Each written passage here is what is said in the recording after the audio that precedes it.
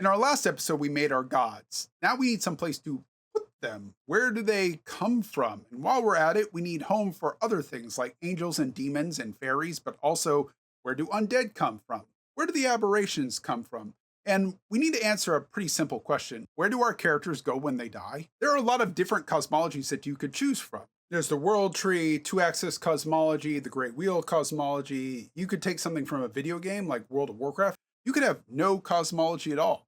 Maybe your gods are actually planets and their power waxes and wanes as different planets move closer to whatever your home world is.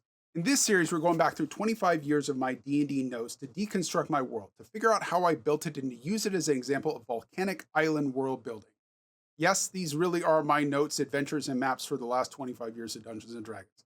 No, I do not use them all at the table. I'm not insane. Maybe a little bit.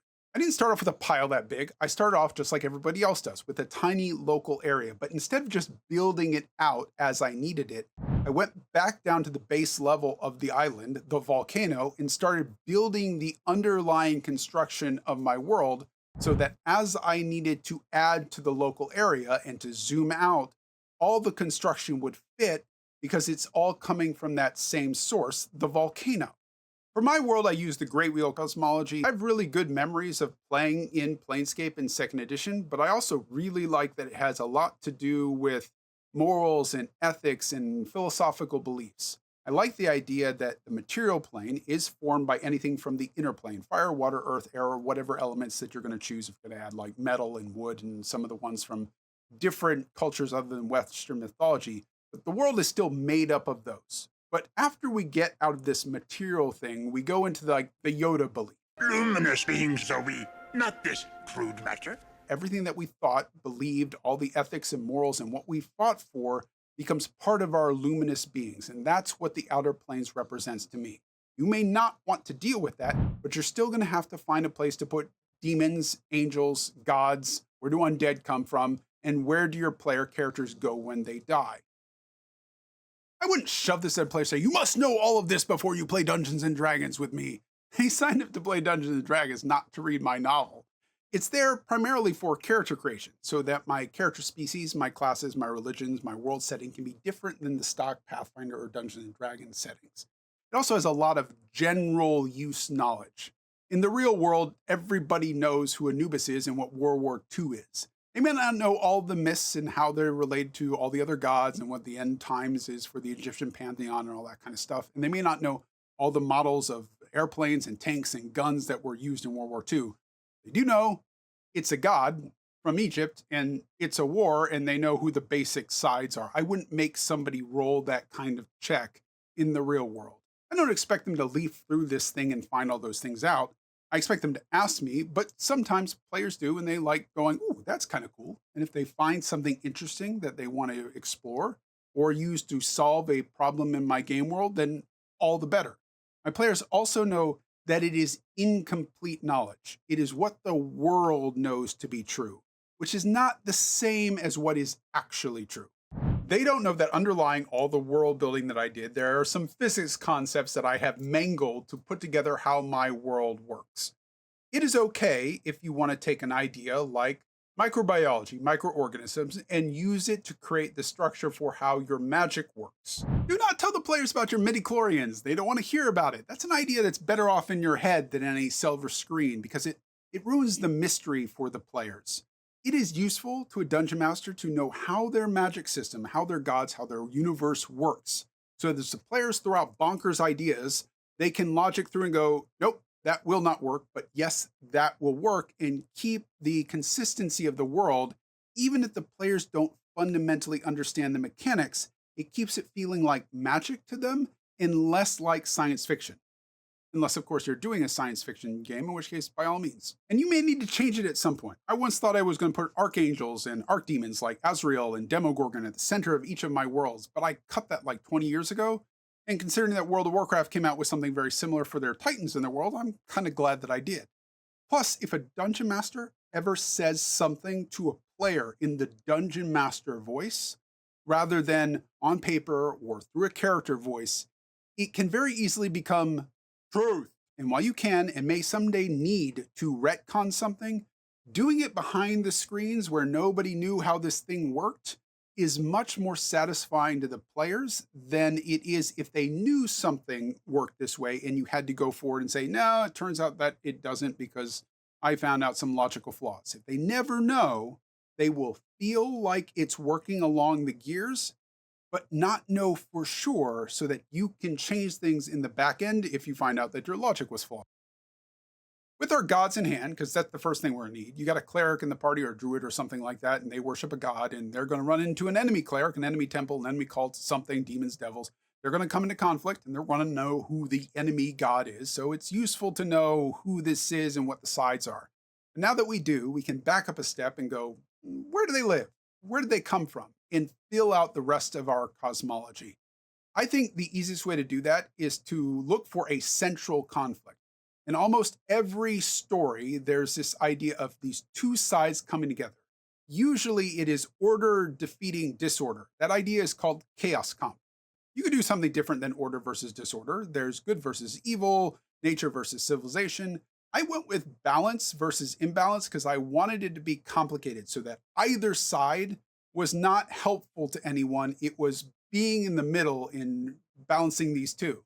So I took two ideas from physics and how the world, the universe will end. One is heat death and one is the big crunch. If you don't know these ideas, heat death is that at some point, everything in the universe will be so spread out that all energy will go completely to zero.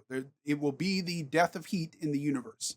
The other one is that everything will eventually shrink back down and collapse back into one singularity, at which point we'll have another big bang and the universe will start all over.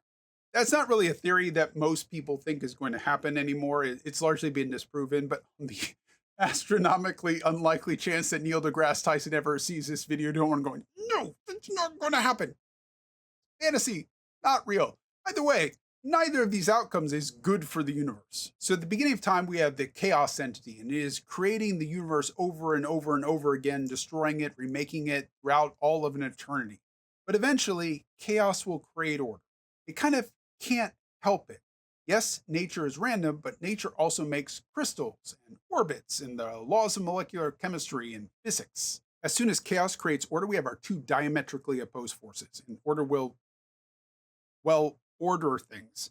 She calls herself Egia, and she starts grabbing bits of creation and pulling it into herself, the embodiment of the ethereal sea. And she creates the planes of water, earth, fire, and air. Everything else she calls Jinshi and is part of the astral sea. And where the astral and the ethereal meet, they will try to destroy each other. And in that overlap is where the outer planes start to form. Everything that's closer to Egia becomes more law aligned, so like Mechanus being the worst. On the opposite side, everything that becomes more Jinshi aligned is more chaotic aligned. So like Limbo being the worst, but also Asgard and the Abyss. To further prosecute this divine annihilation, they start spawning all the other outer planar beings, demons, devils, archons, modrons, slod, all to try to kill each other. And as these planes personified start ripping at each other, big clumps spawn off of them and they combine to become the gods. The gods instinctively know that if either side wins, it is going to be bad for the universe, including them. So they slay these primordial beings. So now I know the cosmic sides in my universe that all spawn out of this balance versus imbalance. The gods are balanced, they're trying to keep the universe going, which puts them on the other side of all the other outsiders that Egia and Jinshi created. A being of protection and civilization like Athena, but Jaya in my world might have an angelic host that goes along with her, but it is a temporary alliance. But it is the planes, so we're talking eons. But if those angels and the devils and the demons ever got together and say, hey, let's make a truce in here and come to some sort of peace agreement, they would overtake and overthrow the gods. So the gods are well served by causing infighting among all the other planar beings to try to keep them at each other's throats. And I can use that as fertile ground to spawn all the campaign conflicts, campaign after campaign after campaign. And I think I can tie that to the undead, because undead have that strong tie to the ethereal planes. Ghosts and wraiths keep moving back and forth to it. If I can tie it to the Shadowfell even more, all the better. It'd be really nice if on the other side of the undead I had an equal force that is dedicated to Jinshi outside of the gods. I thought maybe the Fae for a while, Fae and Chaos kind of going along, but I want to do something slightly different with my Fae. And I thought where do abominations come from? While Ezia was off ordering all the inner planes, fire, earth, water, and air, Jinshi must have been doing something. And since Jinshi is fundamentally a creation force, he must have been creating things. And he got interrupted. So he's got a bunch of unfinished things out there. And that's where my far realm comes from. The holders, aboleths, doppelgangers, all those creatures are those unfinished works from Jinshi. And that means they're not really ready and supposed to be in this universe. And when they get through and they cause destruction or death, my players have a pretty good out to say, hey, gods, we should get a resurrection because that wasn't even supposed to be in this universe. And the gods will allow it. It also means that if my players ever encounter a beholder or an aboleth or something, they know that death is on the table because they have the most opportunity to go and convince a god to resurrect whoever dies in that thing. So they get a double-edged sword that makes a really nice and predictable story point that I don't have to say, just so everyone knows here, death is a thing. They can go into it, go, whoa, whoa, whoa, aboleth? No. Are we ready to fight this? Which provides a really good tie-in that I like to do this in my games, where the player and the character have the same kind of reaction going, wait. This also ties in nicely to help me explain why gods give their clerics powers specifically over the undead. Undead are eternal. They are stagnation represented in a physical form. A ghost will never stop being a ghost until an adventurer comes along to do something about it. And since they represent Ezia, the gods won't like that. They'll empower the clerics, their most powerful servants, to get rid of the undead. Because if these were ever able to get out of control, then an entire planet, an entire solar system, an entire universe might slip into Ezia's side, and that might be enough to tip the dominoes over into going into heat death.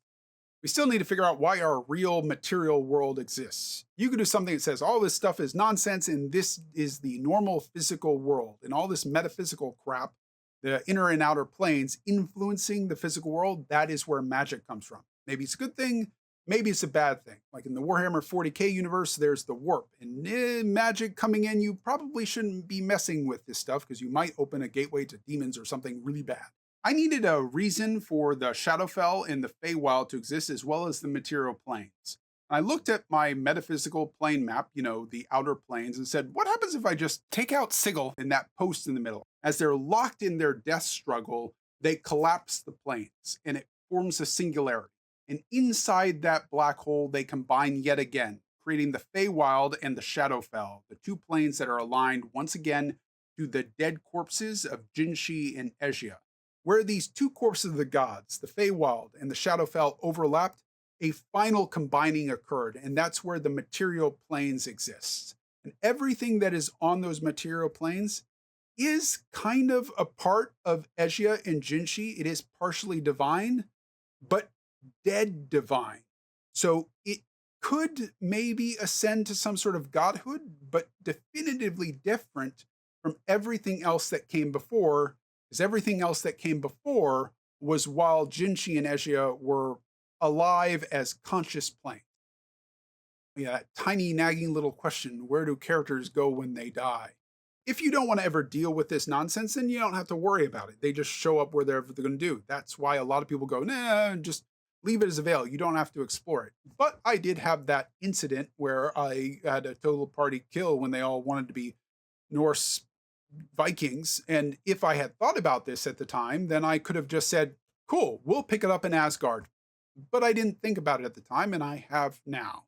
So in my world, when characters die, they do have souls. I'm making this a little bit more simple than it actually is because, time. And when they die, if they were just someone that went along with it, they didn't try to fight their fate, whatever the gods throw at me, that's my lot in life, then they're going to go to the ethereal. If there's someone that took control of their own destiny, they didn't believe fate had any hold on them, they had an adventuring spirit, adventurers, then they go off to the astral. And if they had a particularly strong tie to any deity, they will be collected by servants of that deity. If they don't, then they're left to fend for themselves for a while against all the predators that find their way into these different realms, like Githyanki and astral dreadnoughts and any demons, devils, or angels, those kind of things. If they do manage to make it through that, they will eventually find themselves being collected by Hembel and taken to the city of the dead, where Hemble will judge who they were and what they believed in life and send them to a plane that best represents who they were. I borrowed this straight out of like Greek mythology, Norse mythology, Forgotten Realms. There's lots of different religions, myths, and fictions that believe that you will be collected by a servant of whoever your deity is once you die. And that makes it familiar enough for my players that they don't have to think too hard about it. They go, oh, yeah, then that makes sense. That's how that works because they're used to it. And then they can spend their time thinking about, wait, how do planes work? Why would I go here and not there and worry about whatever judgment I finally have to put on them because they're facing my god of the dead.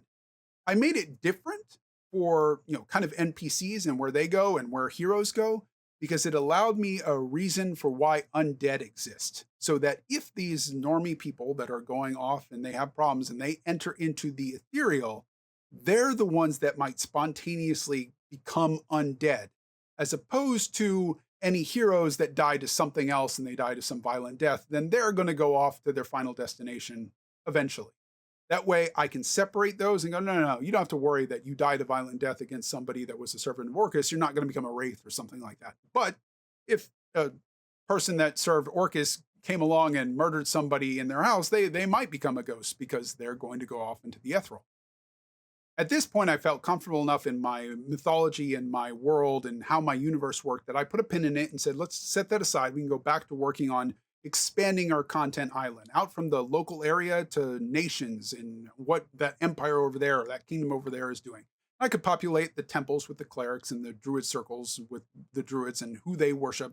I know what all the sides are so that when they chase a thieves guild up to a noble, up to a church, up to demons or devils or angels or whatever it is, it's all going to make sense because I know who they are. I don't even know their exact names. I just need to know who is aligned against who so that when I do need to come up with it, it's just attaching a name to a thing and I can jot that down in my notes and go, yep, keep on going.